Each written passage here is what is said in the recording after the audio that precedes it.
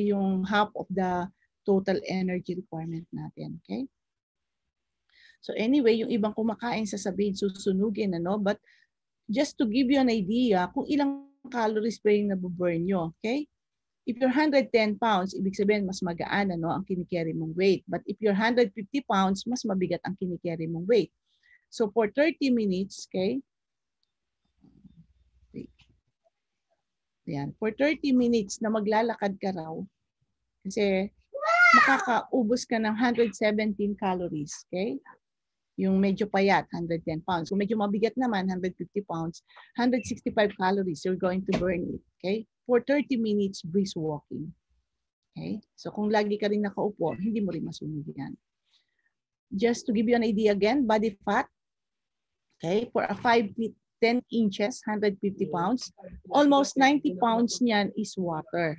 Okay, sa body natin. Kaya yung ibang gusto magpapayat kagad, nagda-diuretics yan. So you will be losing only water, not fats. No? Then 30 pounds fat, 30 pounds lean tissues that includes the muscle, the organ, and the bones. Okay. The normal body fat percentage for men is around 15%. For women is 20%. So when will you say if you have an abnormal body fat percentage? If it exceeds for below 40 years old, pag men daw, more than 22% is already abnormal fat percentage. For women, it is 32%. So this is your age group. This is our age group. No? Okay. So this is the reference, okay, from nutrition. Okay, so let me discuss now lipolysis. So can you still see my slide? Okay, nakikita nyo? Okay, thank you, Gani. Any question? Okay, sige. So again, the storage form of energy sa lipids will be the triglyceride. So this will be the metabolic fuels present in a 70 kilogram man at the beginning of fasting.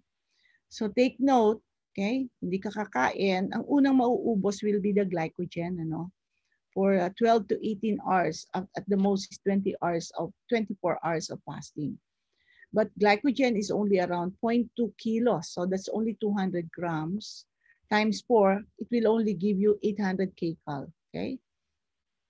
And then the next source of energy will be fat. So kung may 15 kilograms of fat ka times 9, kasi per gram yun, ano, it's almost 135,000 kilocalories. Kaya nga mas may advantage kung mataba ka kaya pagdating sa gutom, ano, mas magsusurvive. Kasi you have a lot of stored energy in your body with this amount of fat is stored in your body. Then also from protein, we can derive energy. So yung mga skeletal muscle natin, equivalent to around 6 kilos. So into grams, that's 6,000 grams times 4, that will be 24,000 kcal. So this will be the third option as your source of fuel. Okay? Kumbaga sa ano, kung talaga naubos na itong dalawa, saka na lang muna yung protein. Okay? The last reserve for a source of fuel. Okay, so what is lipolysis? So this is simply the breakdown of the stored triglyceride in the adipose tissue. And here, you need to remember the enzyme, triglyceride lipase. So madali naman tandaan because the substrate is the triglyceride.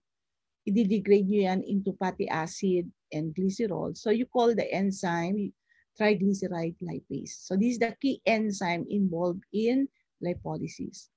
So during starvation, prolonged starvation, ang first event will be the mobilization of fatty acid from the triglycerides stored in the adipose tissue catalyzed by triglyceride lipase. Kinukompleto lang natin ang pangalan, you call it hormone-sensitive triglyceride lipase. Okay? So this is actually activated by hormones, and in its active form, okay, it is phosphorylated. So dapat mataas yung second messenger natin na cyclic AMP. Okay? So this is just how you activate the hormone-sensitive triglyceride lipase. Example, your adrenaline, your epinephrine or epinephrine. Okay?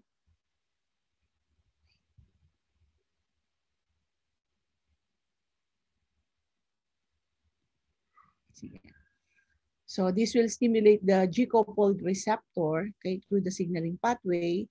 Your ATP is converted to cyclic AMP. Once you have that desired level of cyclic AMP, stimulate your protein kinase A. And this one will phosphorylate your triglyceride lipase. So pag phosphorylated yan, active yan. And that's the time that the triglyceride will be hydrolyzed into fatty acid and glycerol by triglyceride lipase. So these are the different hormones that will promote lipolysis. So marami sila actually. Okay, number 1 will be your glucagon. Okay, so pagka hypoglyc ka na, naubos na yung glycogen mo, then glucagon will also promote lipolysis. Together with norepinephrine, epinephrine, ACTH, cortisol. So marami yan. Okay, and mainly the mechanism of action on how it promotes lipolysis will be the activation of adenyl cyclase. Okay? So ano itong adenyl cyclase na to? This is the one that converts ATP to cyclic AMP. Of course, hindi nyo makakalimutan itong cyclic AMP because this is the most popular second messenger in biochem. So pag tinanong kayo saan galing ang cyclic AMP, this is from ATP. Through the action of adenyl cyclase. Hindi makakalimutan itong enzyme na to kasi ang substrate is adenine, magiging cyclic yan, may ring formation, kaya ang name ay adenyl cyclase. Okay? Then once you have the cyclic AMP, it activates the kinase, which will now activate the lipase into a phosphorylated active lipase. And then you have now the lipolysis. And there's only one hormone that prevents lipolysis. This is insulin. There are two mechanisms on how insulin prevents lipolysis. First, inhibition of adenyl cyclase. Without this enzyme, there will be no cyclic AMP. A kinase is inactive, so you have an inactive lipase. Second mechanism, kung ito'y inhibition of adenyl cyclase, the second mechanism is the activation of phosphodiesterase. If this enzyme is activated, cyclic AMP is degraded. So mawawala yung function ng cyclic AMP. It is degraded to 5' AMP. So, activation of phosphodiesterase, inhibition of adenyl cyclase will decrease the level of cyclic AMP. So these are the two mechanisms on how insulin will prevent lipolysis.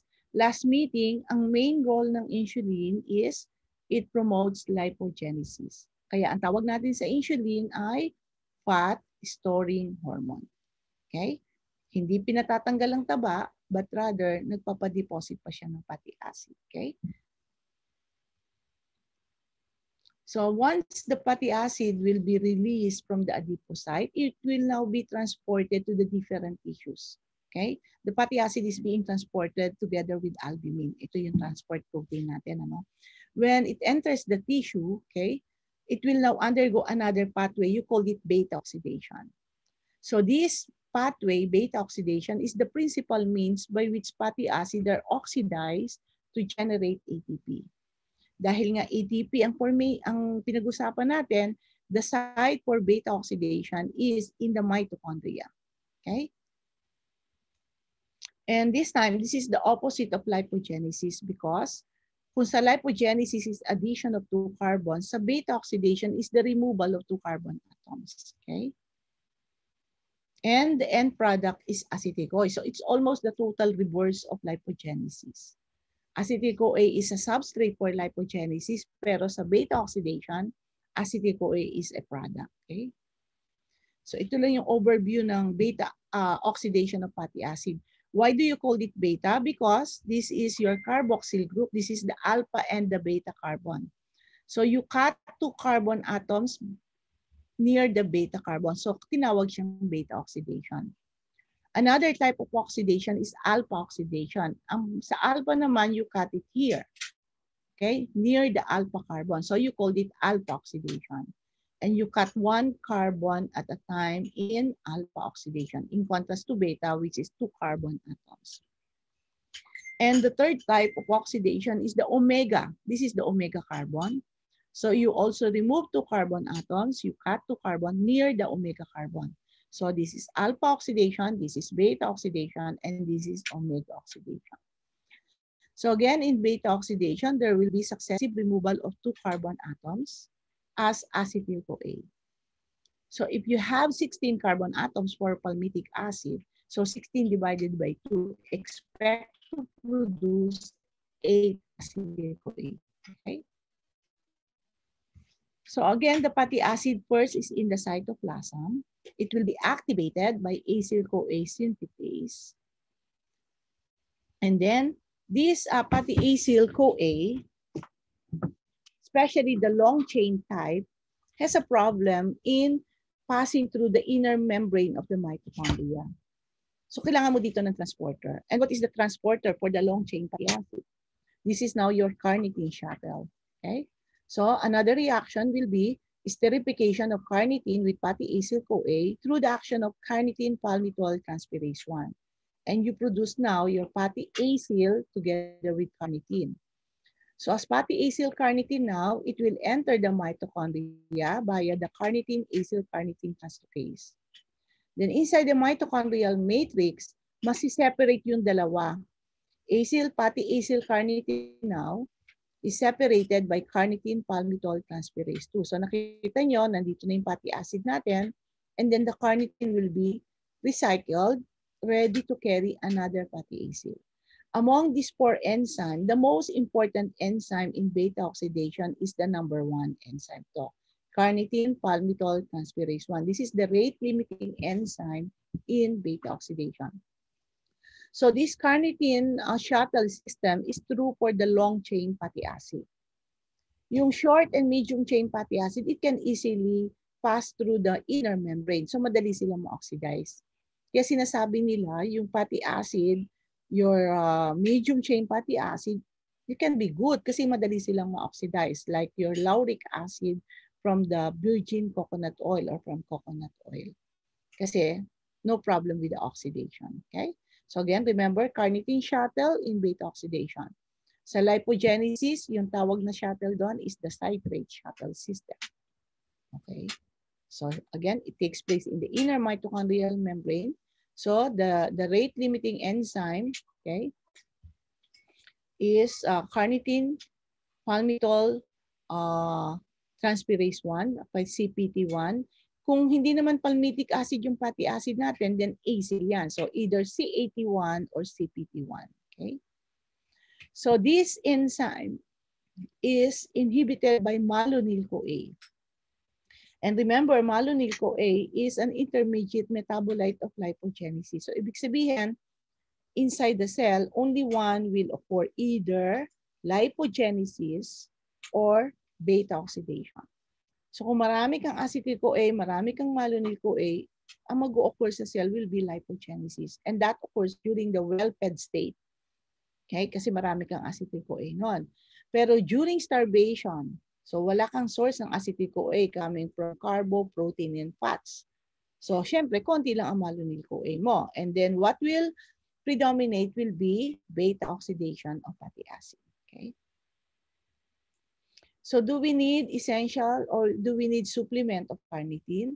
So actually, we don't need supplement. Hindi natin kailangan uminom ng Fit and Right, okay? Ng mga Pitrum, yung mga supplement na yan, because carnitine can be synthesized in our body from these amino acids. So remember this is a must-know question. Lysine and methionine, okay? Carnitine is derived from lysine and methionine, okay? So again, oxidation of your fatty acid occurs in the mitochondrial matrix. So this is the first oxidative step. I think hindi na kailangang i-remember yung enzymes. So anuhin nyo lang, ano ba yung, since this is oxidation reduction, kailangan mo ng coenzyme. Okay? So the coenzyme in the first oxidation step is PAD. Magiging PAD H2 yan. When this will enter the electron transport chain, you will be producing 1.5 moles of ATP. Okay? Then another round of oxidation. This time, the coenzyme is NAD. Magiging NADH yan. When it enters the electron transport chain, you will be producing 2.5 moles of ATP. So per cycle of beta oxidation, 2.5 plus 1.5, you have a total of 4 molecules of ATP. Okay? So yung cycle that will be repeated during beta oxidation will involve the 3 steps. oxidation, hydration, oxidation. Okay, which is the totally reverse of lipogenesis. Sa lipogenesis, reduction, dehydration, reduction. Pagdating dito sa oxidation, you have oxidation, hydration, oxidation. Okay? So ito lang yon, ano? Ayan. So that is one cycle of oxidation. And then the acetyl-CoA will be released by ketotiolase, releasing acetyl-CoA. Ngayon, there are odd number fatty acid. So aside in, when you oxidize odd number fatty acid, the products will be acetyl-CoA plus propionyl-CoA. So may propionyl-CoA kayo sa odd number fatty acid oxidation. And this propionyl-CoA will also enter the Krebs cycle, pero gagawin muna siyang succinyl-CoA. Okay? Ayan. So again, this is just an illustration on how fatty acid will be oxidized. So there will be oxidation, hydration, oxidation. You release one acetyl-CoA. Then this fatty acid will be shortened by 2 carbon atoms. Uulitin lang uli yung cycle of oxidation until you have all the products as acetyl-CoA. So for example, this is stearic acid. Okay? If you are asked ilang acetyl-CoA ang mapuproduce sa stearic acid with 18 carbon atoms. So 18 divided by 2, you have 9 acetyl-CoA. Ilan yung cycle of oxidation? It is only 8 kasi pagdating sa last 4, cut mo lang ng isa, dalawa na yan. Okay? So cycle of oxidation will be minus 1. So there will be 9 acetyl-CoA and 8 cycles of oxidation for an 18 carbon containing fatty acid. Okay? So again, in summary, fatty acid oxidation occurs in the mitochondrial matrix. Okay? There is successive removal of 2 carbon units as acetyl-CoA, and each cleavage of that acetyl-CoA, that 2 carbon moiety, requires 4 steps. What are the 4 steps? Oxidation, hydration, oxidation, thiolysis. Okay? So, for example, sa stearic acid, paano kinocompute ilang ATP meron sa isang 18 carbon fatty acid when this is oxidized? So first, you need to know this formula para kahit anong fatty acid, I don't know kung matatanong to sa board exam, but just in case matanong, ito lang yon, how to derive the number of ATP in fatty acid oxidation.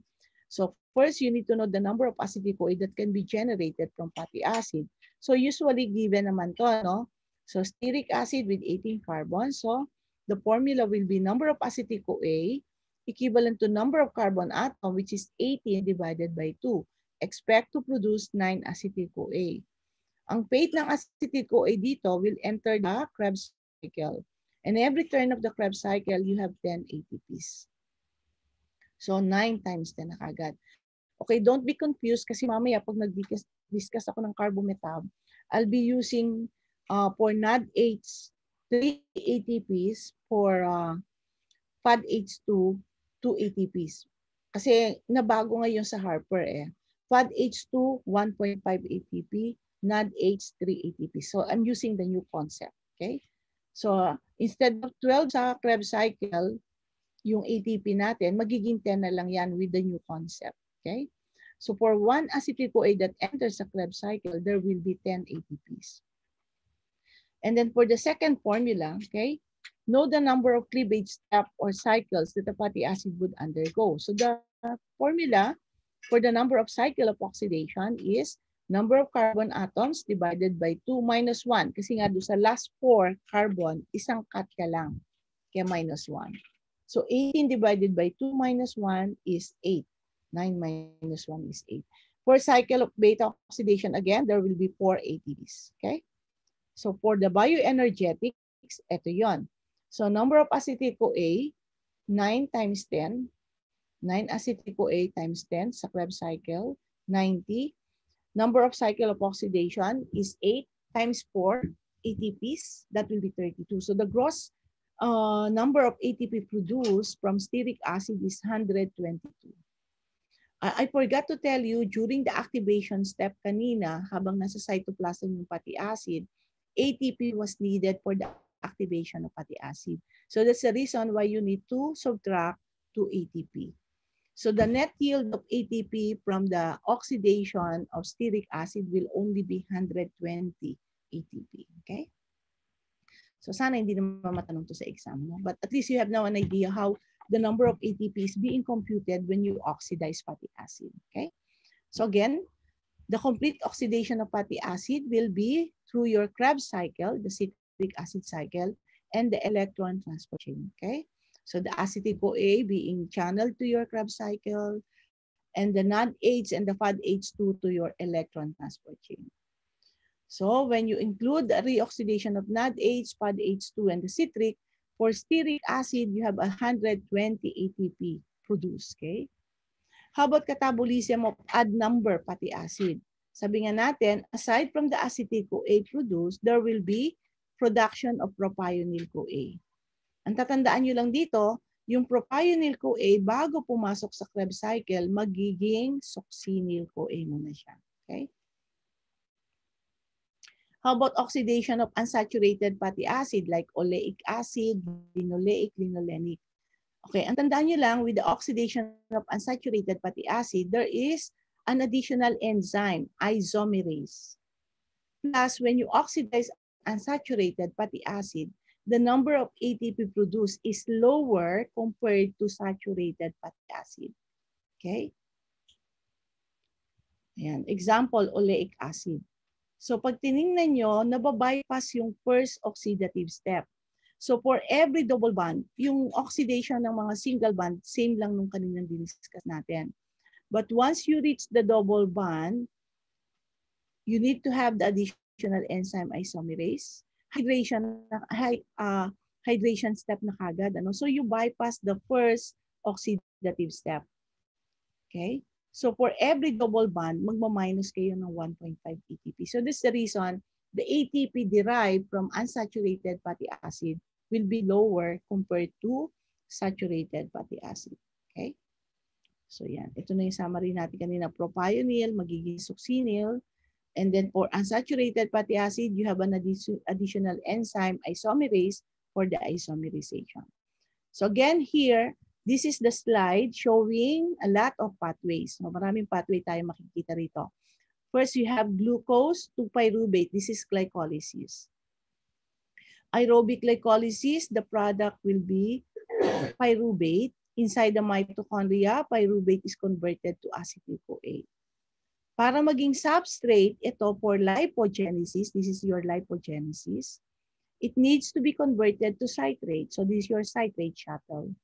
In the cytoplasm, citrate is converted back to acetyl-CoA. So again, acetyl-CoA carboxylase as the rate-limiting enzyme in lipogenesis. So you have now fatty acid synthesis. Okay, so this is the well-fed state. Then, kung may natirang fatty acid, it was not oxidized for activity for the day, it will be stored in the form of triglyceride. Okay, this is the well-fed state. But during starvation, you have now the secretion of glucagon, epinephrine, then ma-activate yung triglyceride lipase natin that will promote lipolysis. So you have now the release of fatty acid from the adipocyte. Okay? And then pupunta sa tissue yung fatty acid natin. It will be activated and together with carnitine, it will enter the mitochondria. So this is the carnitine shuttle for beta oxidation. So take note, the rate-limiting enzyme in beta oxidation is CPT1. Then inside the mitochondria, fatty acid will undergo beta oxidation. Okay?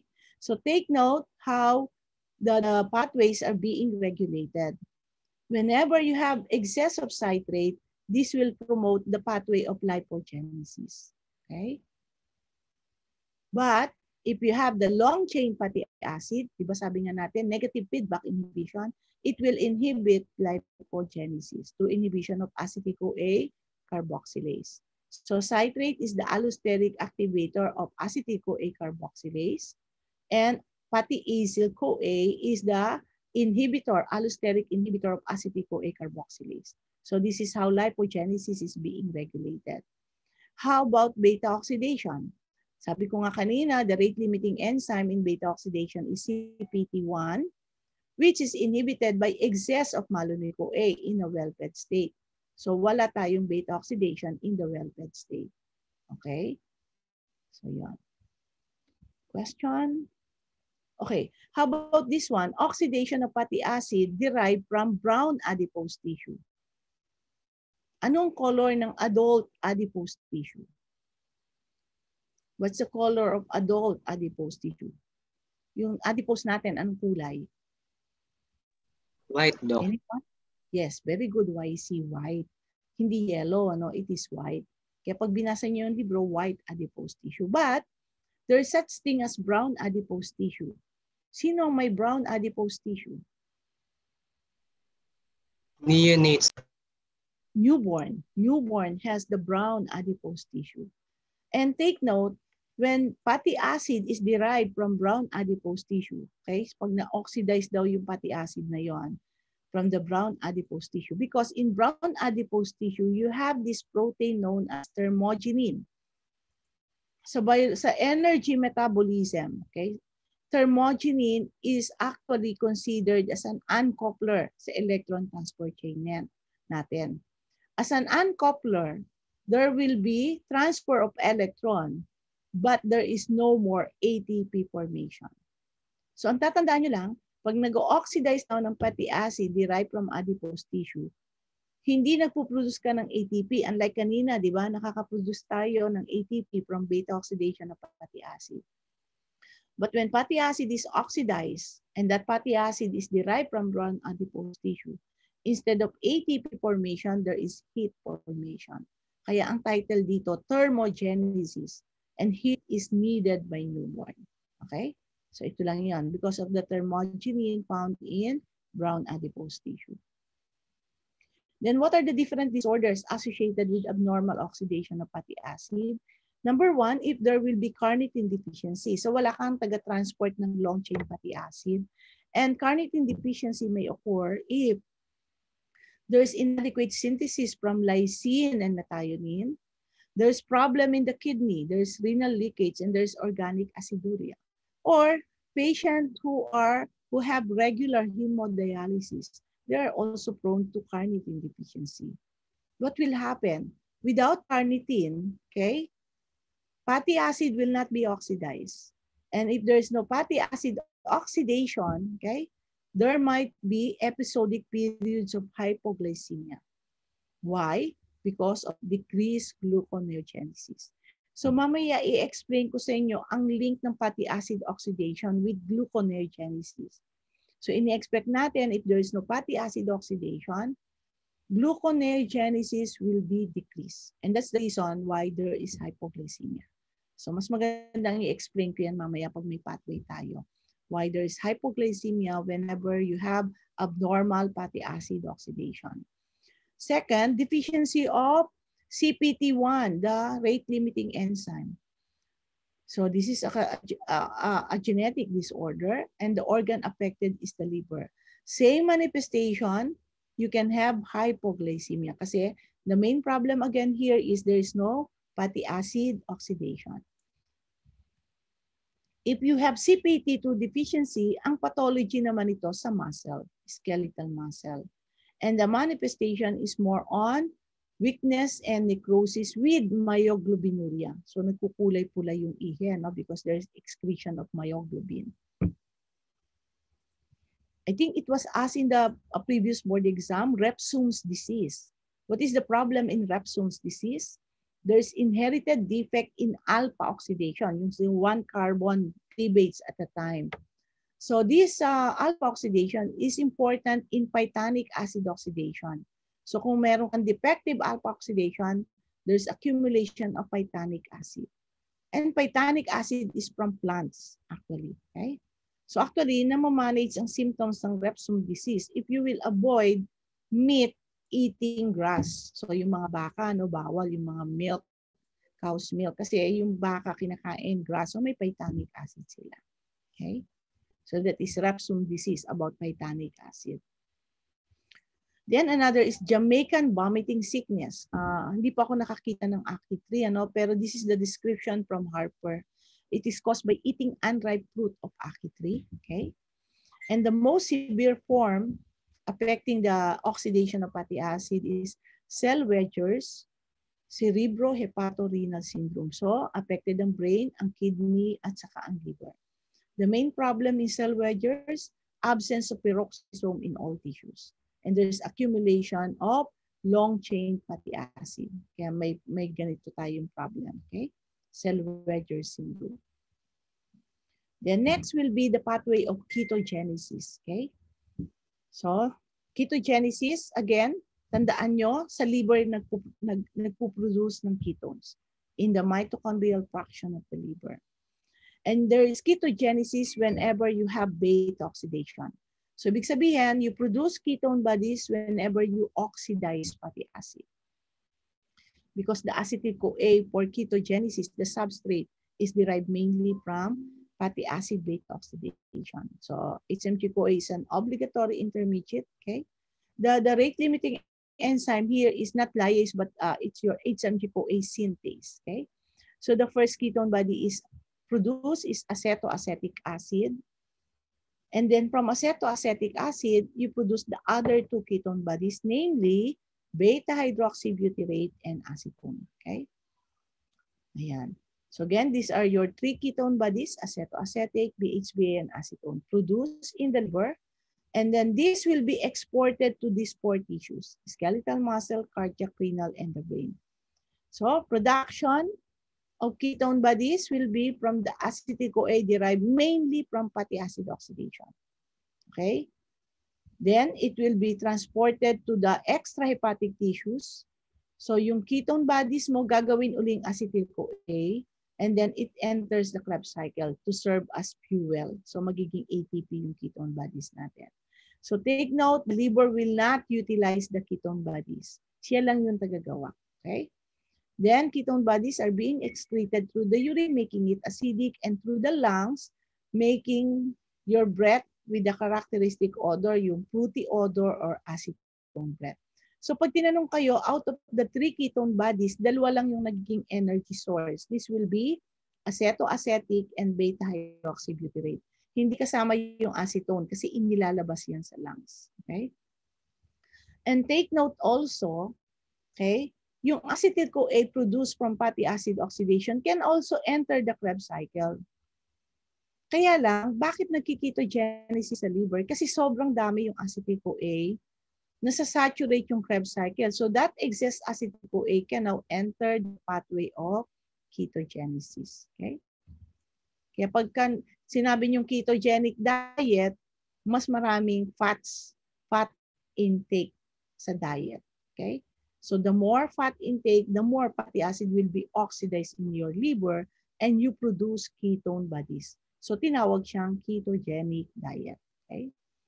So again, this is just the pathway where how you produce your ketone bodies: acetoacetate, beta-hydroxybutyrate, and spontaneous decarboxylation to acetone. And this is also another reason why acetone cannot be converted back to acetyl-CoA kasi nabawasan na siya ng carbon.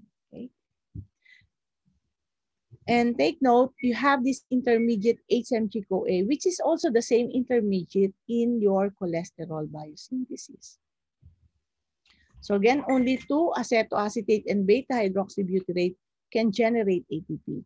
So the liver cannot utilize ketone bodies. It is exported to the four tissues: skeletal, cardiac, muscle, kidney, and the brain. Okay. So if you have problem with carbohydrate metabolism, what will happen? The fuel can be derived from fats. So when you have fatty oxidation, you have excessive ketogenesis. And that usually occurs in diabetes mellitus, where you have impaired carbohydrate metabolism in the adipocyte and the skeletal muscle. And also during starvation. Siyempre, pag wala kang kinakain, ang next option mo is to utilize your fat. So magpa-fatty acid oxidation. And that may lead to ketoacidosis. Okay.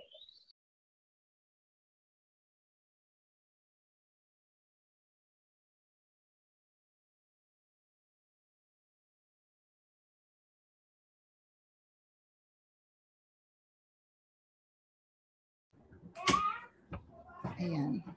So again, complication, if there's excessive ketogenesis, you have metabolic ketoacidosis. So this is the danger, yung mga tao talaga na hindi kumakain ng carbs and purely fats. So with ketogenic diet, the danger is you can induce metabolic ketoacidosis. Kaya yung naka-ketogenic diet at nag-hyperventilate na, kumain muna ng carbs, baka nasa state na siya ng ketoacidosis. And this is how you convert the ketone bodies to acetyl-CoA then to the Krebs cycle. Okay, so ito yung pathway lang. So there is a way to convert the ketone bodies to acetyl-CoA. Wait, bigyan ko lang ng emphasis. Itong enzyme na to, which is needed to convert the ketone bodies to acetyl-CoA, acetoacetate succinyl-CoA transferase. This is deficient in the liver. Okay, so walang ganitong enzyme si liver. So kaya that's the reason why the liver cannot utilize ketone bodies for its energy need. So hindi madamot yung liver. Taga-produce ng ketones, pinapasa niya sa ibang tissues. Okay? So again, this will be the days of starvation. With prolonged starvation, then fatty acid will be mobilized from your adipocyte. Kaya tumaas, And when you oxidize fatty acid, you have an increasing level of ketone bodies. Okay? So expect kung 10 araw kang hindi kumain for a week, mataas na yung ketone bodies. So yung mga na-trap sa isang nagkaroon ng calamities or what, i-anticipate natin yan na baka nagkiketoacidosis yung mga survivor. Okay? And you need to hydrate them and you need to give sodium bicarbonate. Okay? Ito mas magandang tingnan. Mari-remember nyo again. At acid oxidation, you produce acetyl-CoA. It enters the pathway of ketogenesis. You have this acetoacetate and beta-hydroxybutyrate being exported to extrahepatic tissues. So where these ketone bodies becomes acetyl-CoA again, and it will enter the Krebs cycle. So this is the Krebs cycle. So this is how the extrahepatic tissues will utilize ketone bodies as an alternative source of energy or an alternative fuel. Okay. So just to summarize again, production will be in the liver. The liver cannot use the ketone bodies as source of fuel because wala siyang thioporase enzyme. Okay. And increased ketogenesis may occur during starvation, severe DM, and even rapid mobilization of fat, yung mabilis magpapayat. Bakit? Siyempre, maraming fatty acid na pupunta sa liver, and if this is oxidized, then there will be ketone bodies formation. Okay, so you have ketonemia and ketoacidosis. So this is the pathophysiology of DKA, diabetic ketoacidosis. Type 1, decreased insulin, more of glucagon, which will favor lipolysis. Fatty acid mobilization, there will be fatty acid oxidation, so the liver will be producing a lot of ketone bodies, leading to ketoacidosis. Okay, how about cholesterol biosynthesis? So take note, we can produce cholesterol from the same intermediate, that is acetyl-CoA. Alam natin ang acetyl-CoA can be derived from carbo, from protein, from fats. So lahat ng excess intake ng 3 macromolecules, pag naging acetyl-CoA yan, pwede siyang maging cholesterol. So there's a long pathway for cholesterol biosynthesis, but I think ito lang ang kailangan yung i-remember itong step na to, The reduction of HMG-CoA to mevalonate by HMG-CoA reductase. So the most important enzyme in cholesterol biosynthesis is HMG-CoA reductase. So yun lang ang tatandaan natin. And what is the active form of HMG-CoA reductase? Wala kayong nakitang phosphate. So the active form of HMG-CoA reductase is dephosphorylated. So what will be the effect of insulin on HMG-CoA reductase? It is actually activation. Kaya maraming mga diabetic patient na mataas pa rin yung cholesterol kasi insulin activates HMG-CoA reductase, which is the one that is important in cholesterol biosynthesis. Okay? So your glucagon and epinephrine, which increases your cyclic AMP and making the kinase active, it makes your HMG-CoA reductase inactive. So glucagon and epinephrine prevents cholesterol biosynthesis. But of course, we need cholesterol for the reason that this is the source of steroid hormone. So, lahat ng steroid hormone is actually derived from cholesterol. Okay?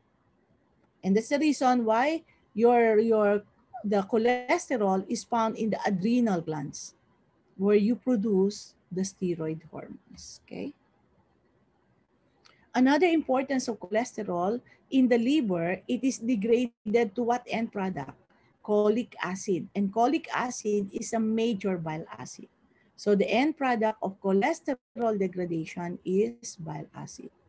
Bile acid, to make it more polar, kinoconjugate yan, okay, with glycine forming glycocholate. So pag may glycine na yan, ang tawag mo na sa bile acid ay bile salt. Okay, bile salt. Pag tinignan nyo, mas polar. Okay, yung mga bile salt. Then you have two classes of statin. Ito yung piniprescribe natin pag mataas ang cholesterol. Natural statin and the synthetic statin. Atorvastatin, okay, your simvastatin. What's the mechanism of action of statin drugs? They are competitive inhibitors of the rate-limiting enzyme HMG-CoA reductase. So pag sinabi nyo competitive inhibitor, may look-alike yan, okay? Kamukha. So, the HMG-CoA, which is important kanina, remember, the HMG-CoA is reduced to mevalonate. So, these statin drugs has similar structure with the HMG-CoA. Kaya competitive inhibition ang mechanism natin. So, this is the structure of HMG-CoA. When you compare it with the structure of the statin drugs, nandito yung kamukha ng HMG-CoA. Okay, HMG-CoA, simvastatin. Atorvastatin, this is the same structure, almost the same structure with HMG-CoA. So they are competitive inhibitors of the rate-limiting enzyme HMG-CoA reductase in cholesterol biosynthesis. Okay? Okay, how about LDL clearance in high and low cholesterol diet? So pag sinabi nyo LDL clearance, it is from the blood, LDL will enter the tissue. So ibig sabihin, LDL clearance from the blood. Okay? So in high cholesterol diet, so mataas, mahilig kang kumain ng mga crispy pata, no? What happens to the cell? So whenever you have high cholesterol inside the cell, only few LDL receptors are expressed. Kasi mataas naman yung cholesterol mo inside the cell. So few LDL cholesterol are expressed. And for this LDL to be cleared from the blood para pumasok sa tissue, kailangan may LDL receptor. So what will be the net effect? Serum LDL concentration is higher due to delayed clearance. How about low cholesterol diet? Okay, nag-dieta, no? Hindi na kumain ng mga matatabang pagkain. With low cholesterol diet, expected that low cholesterol inside the cell. With low cholesterol inside the cell, more LDL receptors are expressed on the membrane. So what will be the net effect? Serum LDL concentration is lower. The clearance is higher. LDL clearance is higher in a low cholesterol diet. Okay? And this is just FYI lang, some strongly cholesterol raising. So yun yung sinabi natin, butter, milk, fat. So pag mataas na yung cholesterol mo, non-fat na lang or skim milk ang iinumin, ano? Yung mga ginata, gata, okay? And the trans fat or partially hydrogenated oil. So these are cholesterol raising. So pagpababa ng cholesterol, yung omega-3 fatty acid, your EPA, DHA, alpha-linolenic, okay? And these are the sources of your omega-3 fatty acid, which is cholesterol lowering. Okay, just to summarize again the pathway in lipid metab. So this is lipolysis. Ito na, sa baba tayo magsimula. No? Well-fed state, bagong kain. There will be lipogenesis, then there will be storage as triglyceride. But during fasting and starvation, there will be lipolysis, fatty acid will be released. There will be beta oxidation, then beta oxidation is followed by ketogenesis. Then in ketogenesis, you have HMG-CoA as an intermediate, which is the same intermediate in cholesterol biosynthesis. In lipogenesis, you have addition of 2 carbon atoms at a time. After reduction, dehydration, reduction. So you add 2. So in lipogenesis, there is lengthening of the fatty acid chain. Again, the rate-limiting enzyme is acetyl-CoA carboxylase, wherein biotin is a cofactor. Okay. How about fatty acid oxidation? You cut 2 carbon atoms. So umiikli yung fatty acid natin. After cycle of oxidation, hydration, oxidation, and thiolysis, you release 1 acetyl-CoA. What is the rate-limiting enzyme in beta oxidation? CPT1 or CAT1. Okay? So just to compare again, lipogenesis occurs whenever your insulin is high. Okay? And lipolysis naman if you have low insulin. It's more of glucagon. Okay? The shuttle in lipogenesis is citrate. In beta oxidation, it is carnitine. Okay? Okay, in the well-fed state, especially if there's high intake of carbs, di ba? Tataas ang triglyceride mo pag mataas ang carbohydrate intake mo. Then, again, with hyperglycemia, insulin is released, which will activate lipogenesis. Ayun, activated yung acetyl-CoA carboxylase mo.